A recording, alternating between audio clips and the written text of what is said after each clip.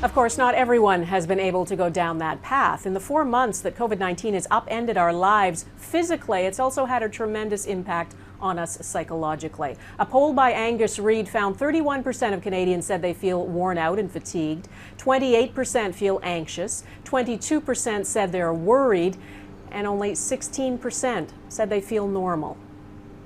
What is all this stress doing to our brains? Susan Whitbourne is here with some insight. She's a professor of psychological and brain sciences at the University of Massachusetts, and she joins us from just outside Boston. Hi there. You know, I've heard lots of anecdotes about people being tired and distracted and having trouble sleeping. But what is this pandemic actually doing to our brains? And are we wired to cope with a crisis that has no end in sight? This is the most unusual of stressful events, perhaps ever. Although, of course, there have been previous pandemics and there have been wars. I mean, there's all kinds of traumatic events people have lived through. This one is different because it is global. It is uncertain in terms of its ending, and it leaves us with really feeling very depleted in our ability to cope. So is there such a thing as crisis fatigue or quarantine fatigue, and how does it manifest itself in our brains and our bodies? We've never seen this kind of fatigue. There's something called compassion fatigue, which we're seeing, of course, in healthcare workers and mental health workers as well. It's just a really strong source of burnout. But for the average person, quarantine fatigue is just something we don't even know what to do with. So the natural response is to give up.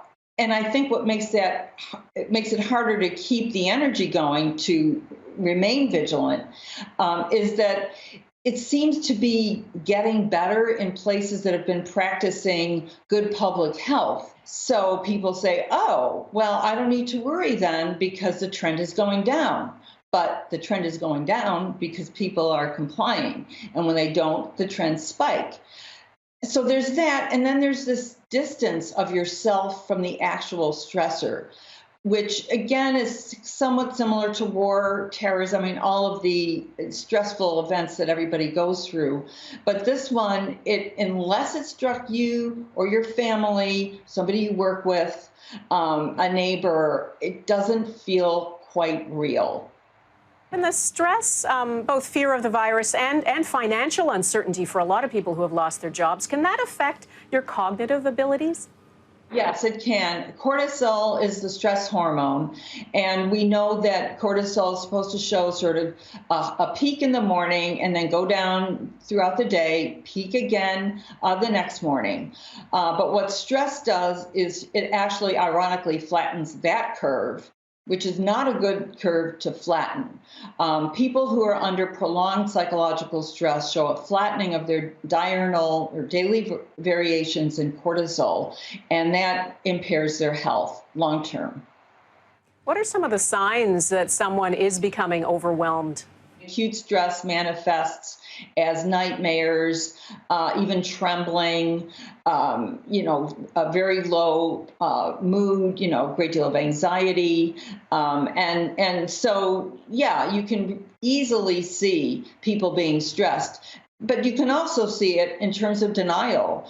People use denial when they're stressed. It's a really natural way to kind of fight off bad news. So you might see denial, and that might be some of the people who sort of minimize the whole thing and say, oh, it's nothing, or I've survived, or I don't need to worry about this, or why should I worry about this? So you can see both extremes of people's ways of coping. How about the separation from loved ones who we usually turn to in times of stress? Does that make things worse? And are there actual physiological effects from prolonged social isolation? Yes, there are. And there's been a great deal of concern in the psychological community, especially with older adults, which happens to be my specialty. And social isolation among older adults is a problem in general, but it is exacerbated by the enforced social isolations. On the plus side, though, people are resilient, and older people are resilient. They've lived through a lot. So people are finding ways to overcome the social isolation, and I think being very creative about it. Well, yeah, and people are connecting virtually like we are, using FaceTime and Skype and Zoom. Is that really a replacement for in-person contact, or does our body and our brain respond differently to connecting that way? The body definitely responds to touching. Touch has its own host of benefits. So you're missing out on that. No denying it. So there's that. But then the fact that people are going out of their way to surmount the physical distance then can also be reassuring to people because you might be getting calls from people you otherwise wouldn't, and maybe even on a more regular basis because people are checking in with you to see how you're doing. Do you think there could be a long-term impact from this pandemic on the psychological health of people? I definitely do. And it's interesting you ask the question that way because one of the things that I study is the effect of kind of context, social context, history on psychological development. So there will be a pre-COVID and a post-COVID reality. But humans are social animals. We want to get back together.